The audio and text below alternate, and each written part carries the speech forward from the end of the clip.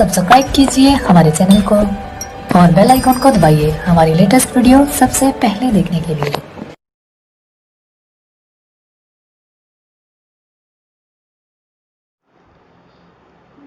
जैसा कि हम अध्याय 3 अर्थशास्त्र का क्लास 10th का है और उसका नाम मुद्रा और साख है।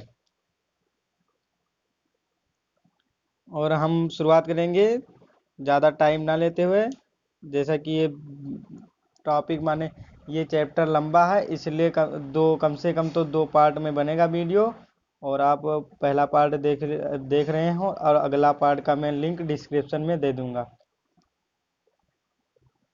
और हम यहाँ से शुरुआत करते हैं। मुद्रा विनिमय का एक माध्यम। मुद्रा का इस्तेमाल हमारे रोजाना के जीवन का एक बहुत बड़ा हिस्सा है। अपने चारों तरफ देखिए, आप किसी एक दिन में मुद्रा से जुड़े कई सौदों पहचान कर सकते हैं। क्या आप इनकी सूची बना सकते हैं? बहुत से लेन देन में आप देखे होंगे कि मुद्रा के जरिए वस्तुएं खरीदी और बेची जा रही है।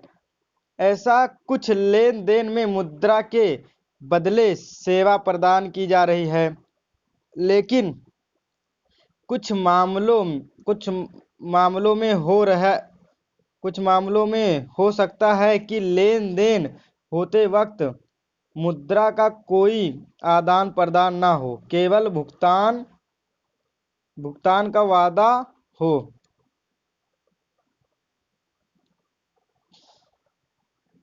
क्या आपने कभी सोचा है कि खरीदारी मुद्रा के जरिए क्यों होती है? कारण बहुत सरल है। जिस व्यक्ति के पास मुद्रा है वह इसका विनिमय किसी भी वस्तु या सेवा खरीदने के लिए आसानी से कर सकता है। आप विनिमय देखे हैं, विनिमय प्रणाली आप क्लास 8th में पढ़े थे, वस्तु विनिमय प्रणाली था। लेकिन विनिमय माने कि आप समझ सकते हैं मुद्रा देकर कुछ सामान लिया जाता जैसे। और वस्तु विनिमय प्रणाली को आप देखे थे कि वस्तु देकर वस्तु लिया जाता था, जो कि पहले होता था। अब तो मुद्रा चलने लगा है तो अब नहीं करे। इसलिए अब इधर देखें, इसलिए हर कोई मुद्रा के रूप में भुगतान लेना पसंद करता है। फिर उस हाँ, आप सब लोग भी अब मुद्रा को लेना पसंद करेंगे, क्योंकि मुद्रा बहुत आसान से जेब में रखा जाता है। थोड़ी ना सामान जेब में रख कर लेकर जाएंगे आप, कुछ सामान लेने जाएंगे तो। मुद्रा मुद्रा का इस्तेमाल अपनी जरूरत की चीजें खरीदने के लिए करता है। एक जूता निर्माता का उदाहरण देखते हैं। जूता निर्माता को वह बाजार में जूता बेचकर गेहूं खरीदना चाहता है। जूता बनाने वाला पहले जूते के बदले मुद्रा प्राप्त करेगा और फिर इस मुद्रा का इस्तेमाल गेहूं खरीदने के लिए करेगा।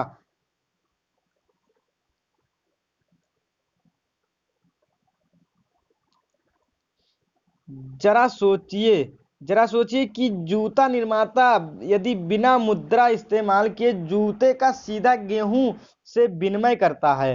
देखिए, वस्तु की बात आ गई, वस्तु विनिमय आपको बता दूंगा उसे कितनी कठिनाई होती है। उसे गेहूं उगाने वाले ऐसे किसान को खोजना पड़ता है जो ना केवल गेहूं बेचना चाहता हो बल्कि साथ में जूते भी खरीदना चाहता हो।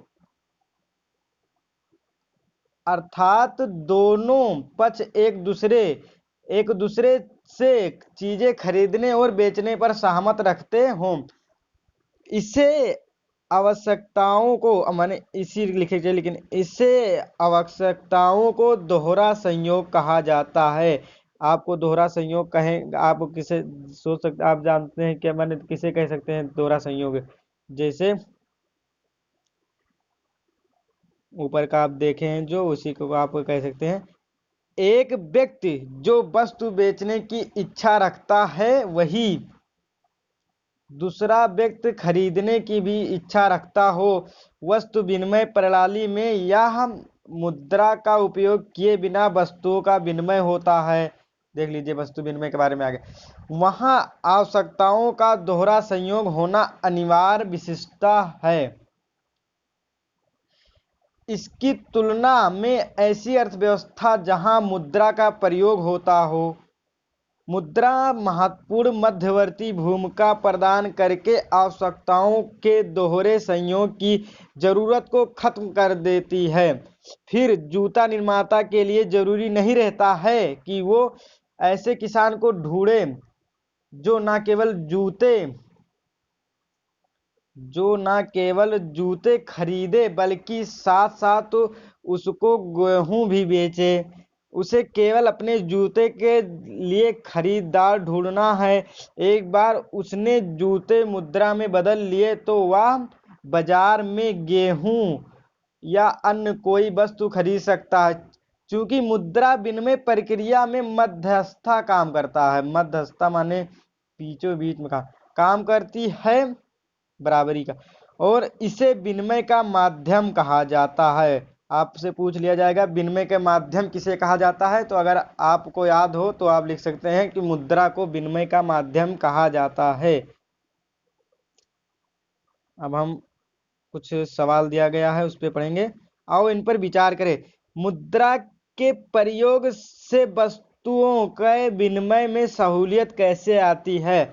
अब मुद्रा को चाहे जहां आप ले जा सकते हैं, और थोड़ी नहीं कोई अभी आप ऊपर की कहानी में देखे हैं, आपको बताने की जरूरत नहीं है। क्या आप कुछ ऐसे उदाहरण सोच सकते हैं जहां वस्तुओं और सेवाओं का विनिमय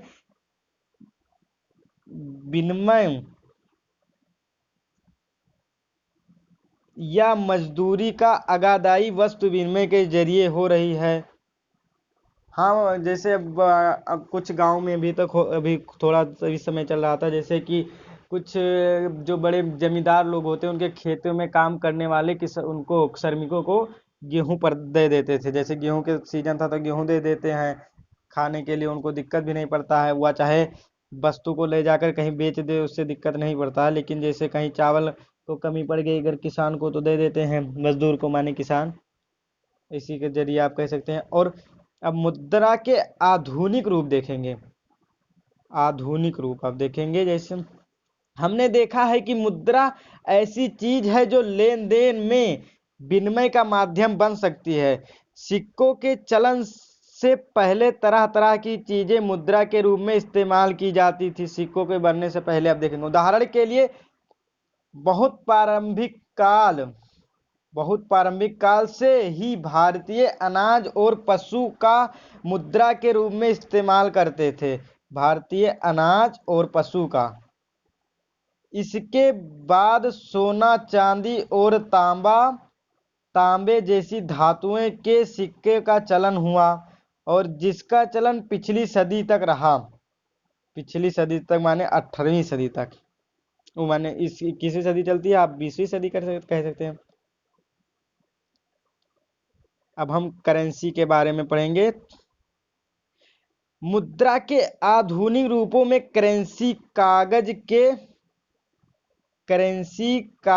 के नोट और सिक्के शामिल हैं। करेंसी में कागज के नोट और सिक्के शामिल हैं। वह चीजें जो पहले मुद्रा के रूप में प्रयोग की जाती थी, उसके विपरीत आधुनिक मुद्रा बहुमूल्य धातुओं जैसे सोना, चांदी और तांबे के बने सिक्कों से नहीं बनी रही, माने सिक्कों से नहीं बनी है।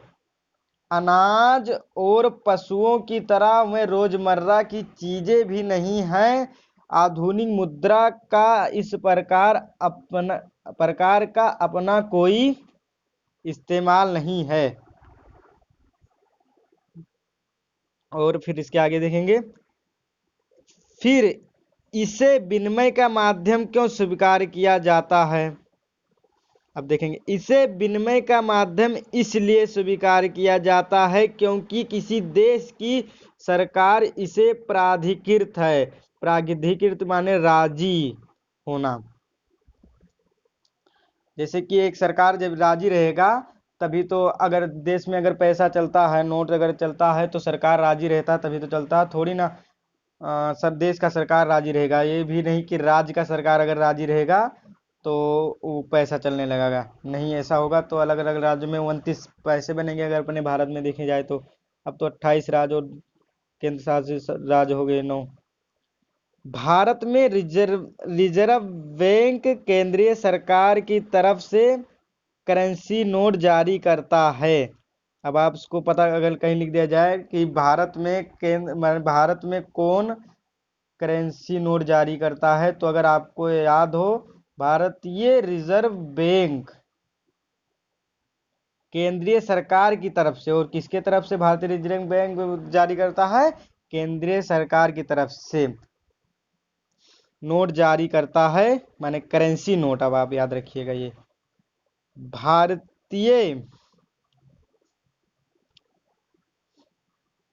भारतीय कानून के अनुसार किसी व्यक्ति या संस्था को मुद्रा जारी करने की इजाजत नहीं है। किसके अनुसार? भारतीय कानून के अनुसार आप कह सकते हैं। और इसके अलावा कानून विनिमय के माध्यम के रूप में रुपयों का इस्तेमाल करने की वैधता प्रदान करता है, जिसे भारत में सौदों के में अदायगी के लिए मना नहीं किया जा सकता। माने सौदों माने खरीदने के लिए मना नहीं किया जा सकता है। और इसमें लिखा है कि विनिमय का माध्यम के रूप से वैधता प्रदान करता है। आप देखेंगे नोट में ऊपर लिखा रहता है कि माने रिजर्व बैंक ऑफ इंडिया, तो वही उसी को कहते हैं कि माने कि वही बैंक ऑफ इंडिया माने सरकार, तो गवर्नमेंट से प्रदान रहता है, तो वही नहीं किया जा सकता, माने कोई मना नहीं कर सकता है कि मैं नहीं लूंगा या कुछ भी। हाँ भाई, सिर्फ छुट्टा अगर ना हो तो चाहे मना कर सकते हैं। वैसे हम आगे बढ़ते हैं। भारत में कोई व्यक्ति कानूनी तौर पर रुपयों में अदायगी को स्वीकार नहीं कर सकता। इसलिए रुपया व्यापक स्तर पर विनिमय का माध्यम स्वीकार किया गया है। माने अदायगी को स्वीकार नहीं कर सकता है रुपयों में, माने नहीं, माने कि ऐसा नहीं कि कोई स्वीकार ना करे। इसलिए रुपया व्यापक स्तर पर विनिमय का माध्यम स्वीकार किया गया। अब बैंकों में निक्षेप को अब देखेंगे आप। लोग मुद्रा बैंकों में निक्षेप के रूप में रखते हैं। अच्छा, मुद्रा बैंकों में निक्षेप के रूप में रखते हैं। या भी आ सकता है क्वेश्चन 1 नंबर में कि लोग मुद्रा किस के रूप में रखते हैं, तो आप लिख सकते हैं कि निक्षेप के रूप में। किसी समय पर लोगों को रोजमर्रा की आवश्यकताओं के लिए कुछ ही करेंसी की जरूरत होती है। उदाहरण के लिए हर महीने के आखिर में वेतन वाले मजदूरों के अतिरिक्त नकद लिखा है, नकद होता है। लोग इस अतिरिक्त नकद का क्या करते हैं, अभी आप देखेंगे नीचे। मैं इसे बैंकों में अपने नाम से खाता खोलकर जमा कर देते हैं। बैंक ये जमा स्वीकार करता है और इस पर सूद भी देते हैं। माने जो जमा करते हैं वो भी सूद भी देते हैं। बैंक माने सूद उनसे काटता है। इस तरह लोगों का धन बैंकों के पास सुरक्षित रहता है। इस पर सूद भी मिलता है। सूद भी देते हैं और सूद भी मिलता है। लो भैया, तब तो और बढ़िया। लोगों को अपनी आवश्यकता के अनुसार इनमें से धन निकालने की सुविधा भी उपलब्ध होती है। क्योंकि बैंक खातों में जमा धन को मांग के जरिए निकाला जा सकता है और इसलिए इस जमा को मांग जमा कहा जाता है। मांग जमा आप देखेंगे किसे कहा जाता है? जमा के जरिए जो धन निकाला जा सके और जो जमा राशि होता है उसी को मांग जमा कहा जाता है।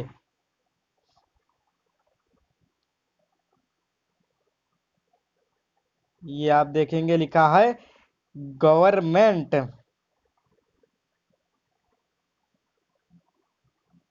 देखेंगे गवर्नमेंटेड बाय द सेंट्रल गवर्नमेंट, माने केंद्रीय सरकार द्वारा पारित, कि सरकार जो आपको दे रहा है, अदा कर रहा है पैसा कि आप इतना रुपया, ऐसा कोई नहीं है कि जो नहीं मानेगा।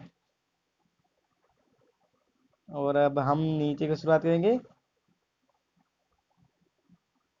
अब मांग जमा, मांग जमा एक अन्य दिलचस्प सुविधा है। यह सुविधा इसे मुद्रा का महत्वपूर्ण लक्षण प्रदान करती है। मांग जमा एक मुद्रा का महत्वपूर्ण लक्षण प्रदान करती है, माने विनिमय का माध्यम भी है, लिख सकते हैं आप इसे मांग जमा। अपने नकद लिखा है कि बजाय चेक से भुगतान के बारे में सुना है। अच्छा, आपने नकद के बजाय चेक के बारे में सुना है। चेक से भुगतान करने के लिए भुगतानकर्ता जिसका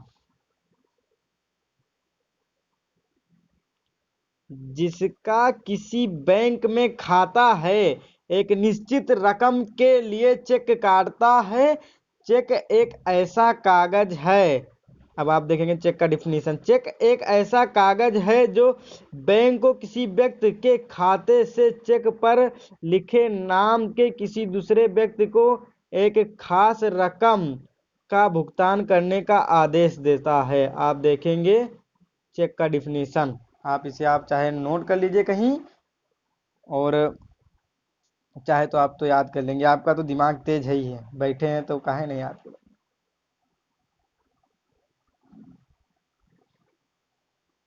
और हम देखेंगे, आइए यह जानने की कोशिश करते हैं कि बैंक द्वारा भुगतान कैसे होता है तथा इसे एक उदाहरण के द्वारा करते हैं।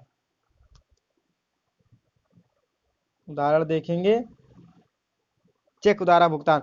जूता निर्माता एम सलीम को चमड़ा आपूर्तिकर्ता को भुगतान करना है, और इसके लिए वह एक विशेष रकम का चेक लिखता है। अर्थात जूता निर्माता अपने बैंक को चमड़ा आपूर्तिकर्ता को यह रकम देने का आदेश देता है। चमड़ा आपूर्तिकर्ता यह चेक ले जाकर अपने बैंक खाते में जमा कर देता है। धन एक बैंक खाते से दूसरे बैंक खाते में कुछ दिनों में अंतरित हो जाता है। कुछ दिन लगता है चेक को जमा होते हुए, तत्काल नहीं हो जाता है। यह लेन देन बिना नकद जिसे नगद कहा जाता है हम लोग, लेकिन इसे नकद लिखा है, की अदायगी को पूरा करता है। नगद की अदायगी माने कमी को। और हम चेक के बारे में थोड़ा सा देख लें भैया, ताकि पेपर ओपर में आए तो दिक्कत ना पड़े। देखेंगे इसमें लिखा है 57,000 ओनली, वो भी ओनली लगा दिए हैं भाई साहब, 57,000। और आप देखेंगे इसमें बैंक का शाखा इधर दिया हुआ है, खाता नंबर इधर लिख सकते हैं आप, यहाँ खाता नंबर लिखेंगे आप, और यहाँ रुपए लिखेंगे, और यहाँ रुपए आप लिखेंगे उसमें क्या कहते हैं, वर्ड में या शब्दों में कह सकते हैं। और यहाँ चेक का नंबर दिया गया रहता है, और उसमें कोड जो होता है वो दिया रहता है। और आप यहाँ पर साइन कर सकते हैं, पीछे भी कुछ लोग साइन कर देते हैं, और अंगूठा भी लगा सकते हैं। सबसे आसान काम है भैया। चलो अब हम और आगे का शुरुआत करें।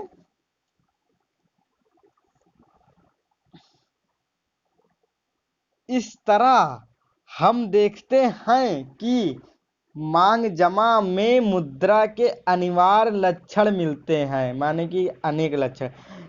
मांग जमा के बदले चेक लिखने की सुविधा से बिना नकद का इस्तेमाल किए सीधा भुगतान करना संभव हो जाता है। चूंकि मांग जमाओं का करेंसी के साथ साथ व्यापक स्तर पर भुगतान का माध्यम स्वीकार किया जाता है, माने व्यापक स्तर पे मांग जमाओ करेंसी के साथ भी अलग अलग, जैसे चेक का स्वीकार किया जाता है, इसलिए आप देखो क्या कहा, हाँ, इसलिए आधुनिक अर्थव्यवस्था में इसे भी मुद्रा समझा जाता है। आप याद रखिए, आधुनिक अर्थव्यवस्था का मुद्रा आप कह सकते हैं, चेक को भी कह सकते हैं, डेबिट कार्ड को भी कह सकते हैं और इत्यादि। आप देखेंगे क्या, यहाँ आपको बैंक की भूमिका माने भूमिका को याद रखना होगा। बैंकों के लिए इन जमा के बदले कोई भी मांग जमा यूं भुगतान नहीं होगा। मुद्रा के आधुनिक रूप करेंसी और जमा आधुनिक बैंक प्रणाली की कार्य प्रणाली से बहुत करीब जुड़े हुए हैं। बैंक प्रणाली से के कार्य प्रणाली से बहुत करीब जुड़े हैं आधुनिक मुद्रा करेंसी, जैसे चेक का करेंसी जो होता है वही। और आप देखेंगे भैया, चेक कार्ड दिया गया है यहाँ पर, और ये भैया पता नहीं कहाँ दिया गया है। और आप इसे देख सकते हैं, वैसे आप बहुत से लोग एटीएम भी अभी से यूज कर रहे होंगे भैया। एम सलीम भुगतान के लिए 20,000 रुपये नगद निकालना चाहते हैं। इसके लिए वह चेक कैसे लिखेंगे? वाह,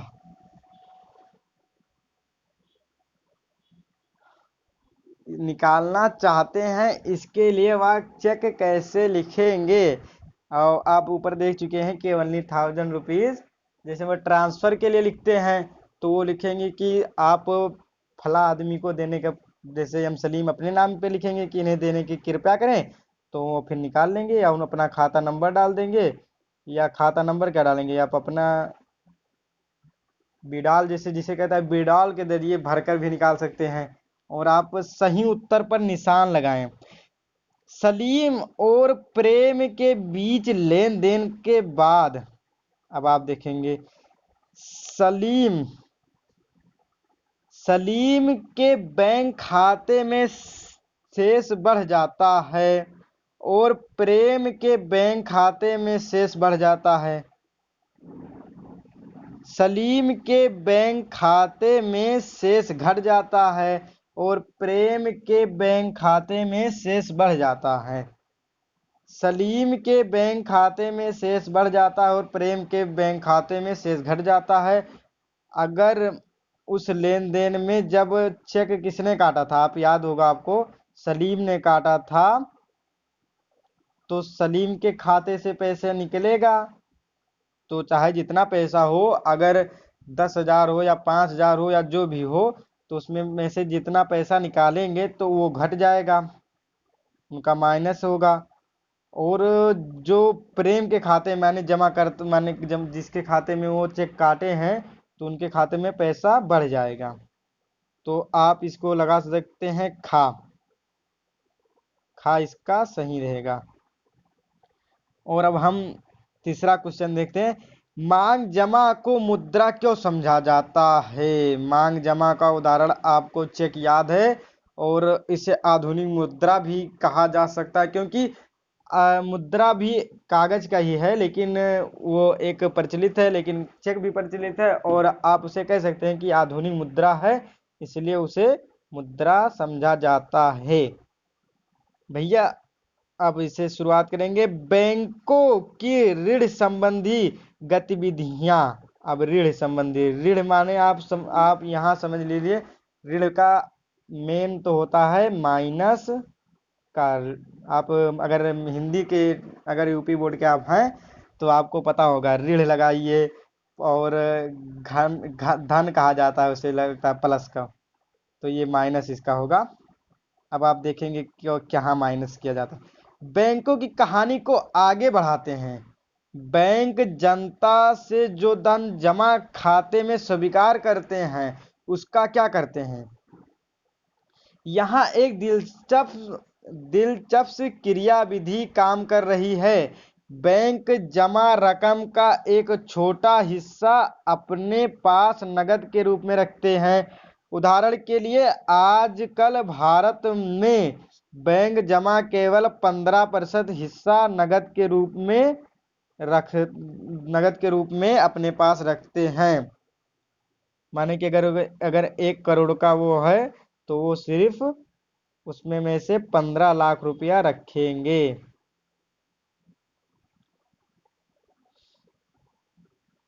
अपने पास रखते हैं माने 15% रखते हैं। इसे किसी एक दिन में जमाकर्ताओं द्वारा धन निकालने की संभावना को देखते हुए प्रावधान किया जाता है। आपको यह क्वेश्चन भी आ सकता है कि 15% क्यों रखा जाता है, तो आप लिख सकते हैं कि इसे किसी एक विशेष दिन में केवल कुछ जमाकर्ता ही नकद निकालने के लिए आते हैं, इसलिए बैंक का काम इतने नकद से आराम से चल जाता है।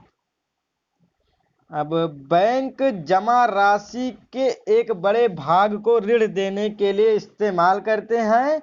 विभिन्न आर्थिक गतिविधियों के लिए ऋण की बहुत मांग रहती है। ऋण माने आप कह सकते हैं कि कर्जा यहाँ, और हम इसके बारे में आगे आने वाले खंडों में और पढ़ेंगे। अब देखेंगे बैंक जमा राशि का लोगों की ऋण आवश्यकताओं को पूरा करने के लिए इस्तेमाल करते हैं। इस तरह बैंक जिनके पास अतिरिक्त राशि है जमाकर्ता यूं जिन्हें राशि की जरूरत है कर्जदार जिनके पास ज्यादा राशि है उन्हें जमाकर्ता कहा जाता है, जिसे जरूरत हो उसे कर्जदार कहा जाता है। आप देख लीजिए कर्जदार और जमाकर्ता का डिफिनीशन आपको मिल गया। और जरूरत कर्जदार के बीच मध्यस्थता का काम करते हैं, माने जमाकर्ता और कर्जदार के बीच मध्यस्थता का काम करते हैं। अब जैसे देखेंगे बैंक जमा पर जो ब्याज देते हैं, बैंक जमा पर जो ब्याज देते हैं उससे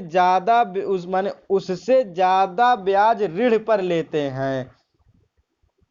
कर्जदारों से लिए गए ब्याज और जमाकर्ताओं को दिए गए ब्याज के बीच का अंतर बैंकों की आय के प्रमुख स्रोत हैं। आपको क्वेश्चन में आ सकता है बैंकों के आय के स्रोत क्या हैं, तो आप लिख सकते हैं कि कर्जदारों से लिए गए ब्याज। अब आप इतना तो लिख सकते हैं, आपको ज़्यादा लंबा वीडियो हो जाएगा तो आपको भी टाइम लगेगा, और हम और आगे पढ़ते हैं भैया।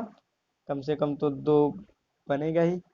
अगर सभी जमाकर्ता एक ही समय में अपनी धन राशि की मांग करने बैंक पहुंच जाएं तो क्या होगा?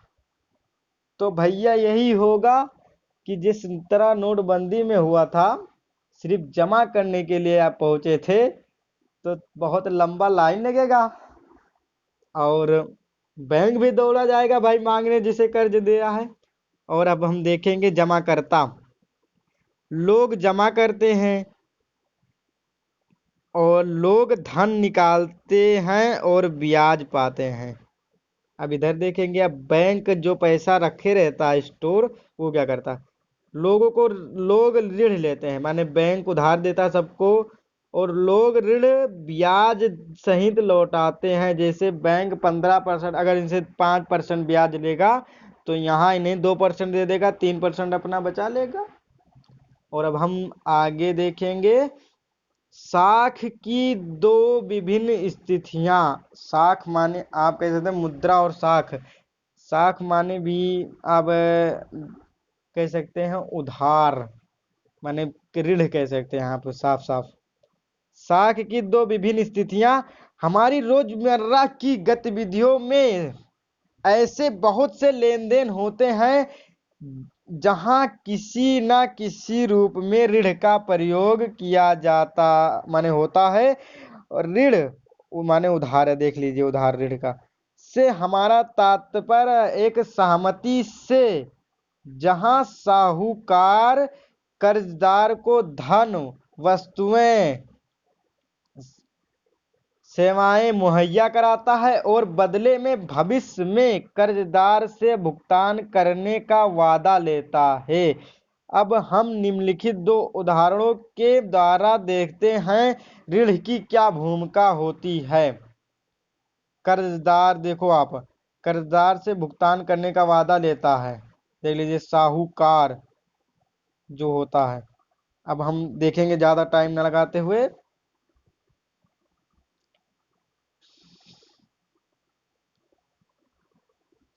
त्योहार का मौसम,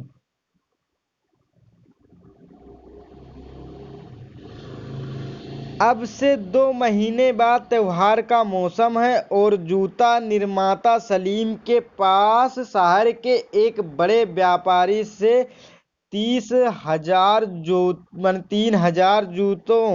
जोड़ी जूतों की मांग आती है, जिसे उसे 1 महीने के अंदर पूरा करना है। उत्पादन के काम को समय पर पूरा करने के लिए सलीम को सिलाई और चिपकाने के काम के लिए अतिरिक्त मजदूर रखने की आवश्यकता है। उसे कच्चे माल भी खरीदना है और इन सभी खर्चों को पूरा करने के लिए सलीम 2 स्रोतों से ऋण लेता है। पहला, वह चमड़ा व्यापारी को चमड़ा अभी देने का प्रस्ताव रखता है, माने वादा रखता है कि आप हमें अभी चमड़ा दीजिए, और बाद में भुगतान करने का वादा करता है। और दूसरा, वह इस बड़े व्यापारी से 1,000 जूते के अग्रिम भुगतान, माने 1,000 का बयाना, आप जिसे कहते हैं बट्टा बयाना, वही ले लेगा, के रूप में नगद कर्ज लेता है, तथा महीना खत्म होने से पहले पूरा ऑर्डर पहुंचाने का वादा करता है। पहला तो यह कर सकता है कि चमड़े वाले से चाहे उधार ले लेगा, या फिर इससे कानून जूता व्यापारी से ऑर्डर के लिए वो पहला नगद रख लेगा, कुछ रुपये बयाना के रूप में। महीने के आखिर में सलीम जूते पहुंचाने में कामयाब होता है, उसे अच्छा खासा लाभ भी होता है और वह उधार लिए धन को अदायगी भी कर देता है, माने पूरा कर देता है, बिना कुछ कारण के वो जमा कर देता, कोई दिक्कत के। अब हम सलीम के कार्यशील पूंजी की जरूरत को ऋण के द्वारा पूरा करता, माने सलीम के लिए कार्यशील पूंजी की जरूरत को ऋण के द्वारा पूरा करता है। ऋण उसे उत्पादन में कार्यशील खर्चों तथा उत्पादन को समय पर पूरा करने के लिए मदद करता है और वह अपनी कमाई बढ़ा पाता है। इस प्रकार ऋण एक महत्वपूर्ण तथा सकारात्मक भूमिका अदा करता है। अगर आप देखेंगे सलीम के उसमें, या ऋण उसको महत्वपूर्ण और सकारात्मक भूमिका अदा करता है। और अब हम सपना की कहानी पढ़ेंगे, इसमें देखेंगे ऋण का क्या महत्वपूर्ण भूमिका है।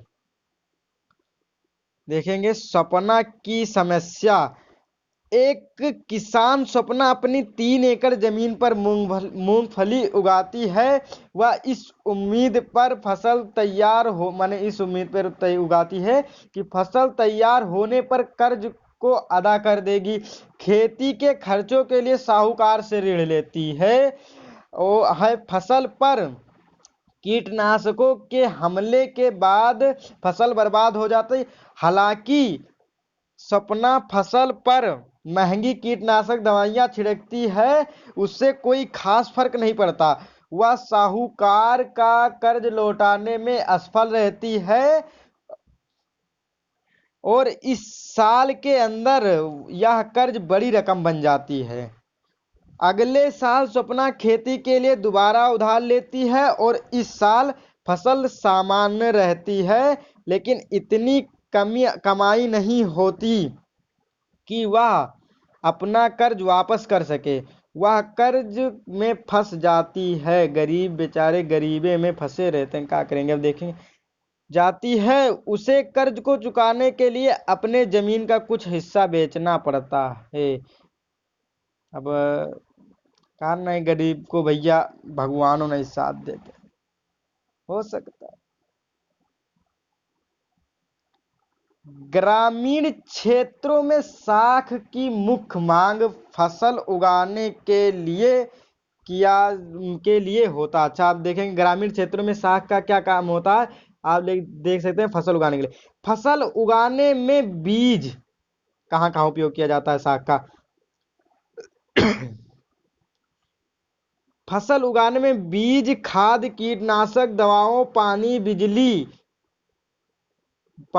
बिजली उपकरणों की मरम्मत इत्यादि पर काफी खर्चे होता है, और इन आग आगतकों को खरीदने और फसल की बिक्री होने के बीच कम से कम 3-4 महीने का अंतराल होता है। ये आमतौर पर किसान ऋतु के आरंभ में फसल उगाने के लिए उधार लेते हैं। किसान कब उधार लेते हैं, माने कि ऋतु के आरंभ में। एक नंबर का क्वेश्चन आ सकता है भैया, माने कि सीबीएसई वाले हैं। और फसल तैयार होने के बाद वापस कर देते हैं। उधार की अदायगी मुख्यतः फसल की कमाई पर निर्भर है। अगर फसल खराब होगी तो भैया किसके नियत हो जाएंगे, स्वप्ना जैसे होंगे। स्वप्ना के मामले में देखो कहानी भी आगे। स्वप्ना के मामले में फसल बर्बाद हो जाने से कर्ज की अदायगी संभव हो गई। अदायगी माने और कमी घटना उससे उसे कर्ज उतारने के लिए अपनी जमीन का कुछ हिस्सा बेचना पड़ा। ऋण ने स्वप्ना की कमाई को बढ़ाने के बजाय उसकी स्थिति बदतर कर दी। इसे आम भाषा में कर्जलाज कहा जाता है। कर्जलाज किसे कहा जाता है, अगर आपको सपना का कहानी याद है तो आप कर्जलाज के बारे में लिख लेंगे। इस मामले में ऋण कर्जदार को ऐसी परिस्थिति में धकेल देता है जहां से बाहर निकलना काफी कष्टदायक होता है। अगर सपना बटैया जिसे कहते हैं, अगर बटैया लेकर बोई होती तो क्या होता उसको। तब गरीब जिसे कहना है, गरीबी में बढ़ते चले जाते हैं, वैसे होता भी। और आगे पढ़ेंगे हम बहुत मुद्रा की, आप भारत देश के बारे में बहुत पढ़ेंगे। एक स्थिति में ऋण आय बढ़ाने में सहयोग करता है, जिससे व्यक्ति की स्थिति पहले से बेहतर हो जाती है, और दूसरी स्थिति में फसल बर्बाद होने के कारण ऋण व्यक्ति को अपने जाल में फंसा देता है। स्वप्ना को कर्ज उतारने के लिए अपनी जमीन का एक हिस्सा बेचना पड़ता है। स्पष्ट है कि उसकी स्थिति पहले के तुलना में बदतर हुई। ऋण उपयोगी होगा या नहीं, यह परिस्थिति के खतरों और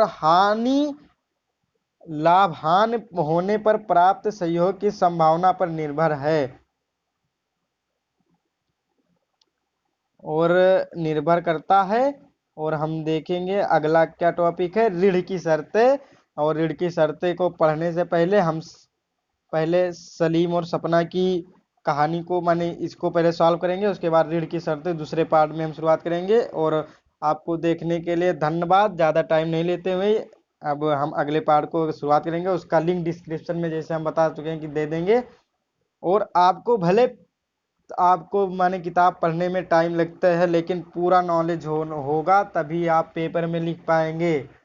और वैसे तो हम नोट्स का भी वीडियो बना चुके हैं माने, तो उसे भी मैं डिस्क्रिप्शन में उसका लिंक दे दूंगा। और क्वेश्चन आंसर का भी इसका बनाऊंगा, और ताकि आपको दिक्कत ना पड़े, आप मेरे चैनल पर पूरा पाएंगे। और जैसा कि मैं थंबनेल पर लगाया हूं कि 99 प्लस, आप अगर बढ़िया से मेहनत करेंगे, आप मेरा साथ देंगे तो आपका 99 प्लस आएगा। बस ये है टाइम का खास ख्याल रखना पड़ेगा। और इस समय तो कोरोना चल रहा है, आपको तो और मेहनत करने की ज़रूरत है। चलो ठीक, इसी के बाद आपको धन्यवाद। जहाँ मुझसे गलती हुई है आप कमेंट में बताएं, आप लाइक करें, शेयर करें, और बस यही से समाप्त कर दें।